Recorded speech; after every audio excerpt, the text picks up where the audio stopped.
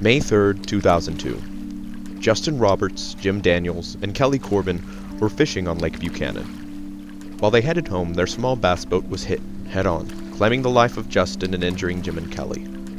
This one event affected the small town of Lampasas in more ways than anyone could have imagined.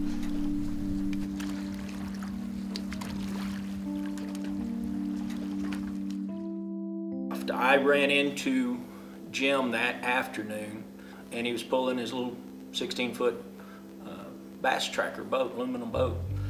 And he stopped and we said hello, and I said, "Where are you going?" He said, "Well, we're going to Lake Buchanan. We're going fishing tonight." And I said, "All right, guys, y'all stay out of trouble and be safe." At night, all those lights along the dam, the bait fish would run along those lights, and so the stripers would get in and chase those fish. I was fishing towards the front of the boat. He was sitting in the back, and Kelly was there fishing in the middle. We were just catching a few fish, not a whole lot. Justin called his folks, and that was one of the first times I ever remember Justin saying, "Hey, let's go," like if we were fishing.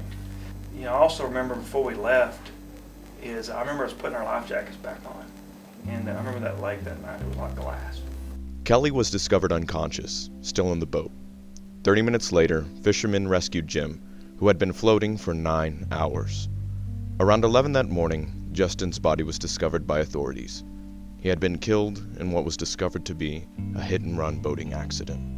But Justin was one of those kind of people that he'd always make you laugh. His favorite shirt ever was this blue Superman shirt. He loved wearing it. I was the pallbearer in the funeral, and that was pretty tough. And in a way, it was an honor, but you know, on the other hand, it was really hard. I'd only known Justin for a couple of years, so I guess that I'd had an impact on his life, but he didn't know it, but he had a great impact on my life. They saved a seat for him, and during the ceremony, when they got to his name, Mr. Jacobs met his parents at midfield. And there wasn't a dry eye in the house.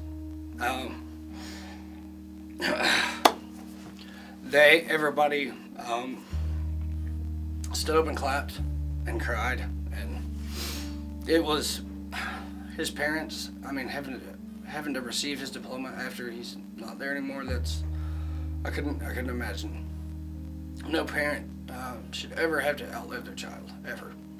It took 8.5 years to find the boat. We literally investigated over 1,200 leads in that time. It was all over the media about this. We knew that it was a blue boat. It was painted blue. Unfortunately, like a vehicle, you can leave a speck of paint. They can analyze that and tell you pretty much what kind of vehicle it is, make, model, so forth, so on. A boat, we have thousands of manufacturers. We had everything, all kind of calls, and we had to run down every single one of them, but to no avail. On November 22nd, 2010, authorities received a tip leading to Travis Marburger and the boat that he had buried on his property in Bertram. He noticed all the earth-moving equipment. Pretty much said, "Please don't tear up my property." I said, "We have the right to dig this whole thing up." He said, "I want to tell you everything." He walked over to next to his workshop, close to his garden, and said, "The boat's right here." Said that he stopped, looked back, saw 2 people in the water, knew that something was bad, and then idled around them and went back to the boat ramp and drove off. If he would have stayed there, it was a terrible accident. It was only made a criminal act after he left the scene, but he chose the wrong thing.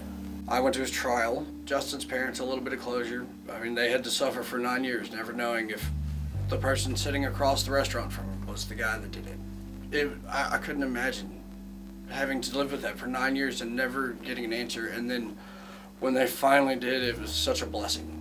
You know, I sit here now and talk with you kind of looking at it from 2 different mindsets. Is one from a professional side as being a Texas game warden, law enforcement officer, and then also being a victim, you know, being a high school kid that lived this. And so it's impacted, you know, how I do my job without a doubt, and it's impacted how I live my life. It definitely helps you to put perspective on the importance of just, you know, being thankful with what you have and knowing that, you know, we're not guaranteed tomorrow. And I am a firm believer that whatever happens, there's got to be something that's got to be coming out of this. On Justin's case, obviously, you know, I'd sure much rather have him, but there's things that the legislature was able to enact. What the case did mainly was start a discussion. The main thing that changed was some funding for some boater safety training in driving a boat while under the influence of alcohol and stopping, rendering aid, and all those issues that came up about the case.